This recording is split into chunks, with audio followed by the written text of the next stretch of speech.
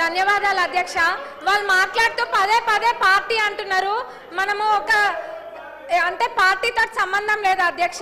ఇప్పుడు మర్యాద అనేది, సంస్కారం అనేది మనం పెద్దలకు ఎప్పుడైనా ఇస్తా ఉన్నామో అదే చిన్నప్పటి నుంచి కూడా నేర్చుకుంటున్నాము. మరి ఏం నేర్పియాలనుకుంటున్నారో మాకు అర్థం కావట్లేదు.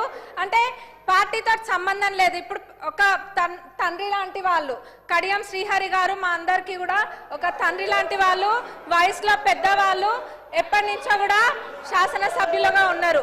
అట్లాంటి వారికి మర్యాద ఇవ్వకుండా ఎట్లా పడితే అట్లా మాట్లాడి నిన్నటి నుంచి చూస్తున్నాము. అది డిమాండ్ల మీద మాట్లాడుతుంటే, చర్చ జరుగుతుంటే, కొత్తగా సబ్జెక్ట్ ఏమైనా నేర్చుకుందామని ఇంట్రెస్టింగ్గా విందాం అనుకుంటే నూతన సభ్యులం ఎంతో మంది ఉన్నాం. సభా సమయాన్ని కూడా వృధా చేస్తున్నారు. ఎంక్వైరీ అన్నారు, పర్సనల్ గా టార్గెట్ చేసి మంత్రి గారిని మాట్లాడుతున్నారు. వాళ్ళకి ఏదైనా వేరే అజెండా ఉంటే బయట చూసుకోవాలి.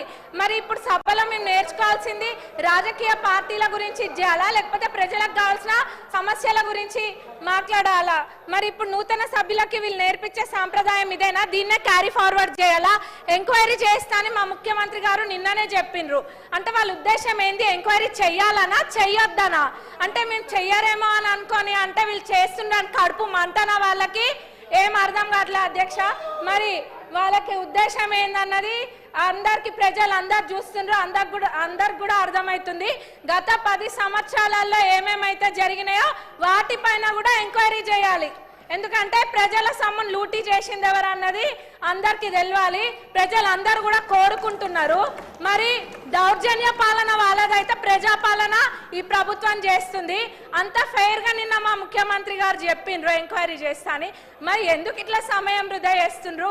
అంటే ఎవరి గురించి చర్చలు జరగద్దా? వాళ్ళ పార్టీ గురించి ఒక్కదాని గురించి చర్చ జరగాల? వాళ్ళు గెలవలేదన్న ఫ్రస్ట్రేషన్ లో వాళ్ళు ఉంటే ఇంకా వేరే ఎవరేం మాట్లాడద్దా? బీజేపీ వాళ్ళు మాట్లాడద్దా? ఎంఐఎం వాళ్ళు మాట్లాడద్దా? సిపిఐ వాళ్ళు మాట్లాడద్దా? మేము అసలు విని ఏమైనా మాట్లాడదాం అనుకుంటే కొద్ది గొప్ప ఇంత కొంత నేర్చుకుంటే ఆ ఉన్నదంతా కూడా ఎగరగొట్టేటట్టున్నారు వాళ్ళు. నూతన సభ్యులకైతే మొత్తం ఇదిగా ఉంది. మరి వీళ్ళు ఇట్లా సభా సమయాన్ని వృధా చేయడం అస్సలు బాలేదు అధ్యక్ష. మరి ఎంక్వైరీ చేస్తాక ఇది చేయడము చిన్నపిల్లల ఆట లెక్క ఉంది. ఇదంతా కూడా ప్రజలు గమనిస్తున్నారు. ధన్యవాదాలు అధ్యక్ష. మీరు సభను ఆర్డర్లో పెట్టండి. డాక్టర్ రాఘమయ్య. ధన్యవాదాలు అధ్యక్ష. ఈరోజు ఈ సభను చూస్తే ఎంత ఆవేదనతో, ఎంత భారమైన హృదయంతో ఈరోజు నేను చెప్తున్నా అధ్యక్ష. ఒక ఎస్సీ ఎస్టీ ఈ స్టేజ్కి రావాలి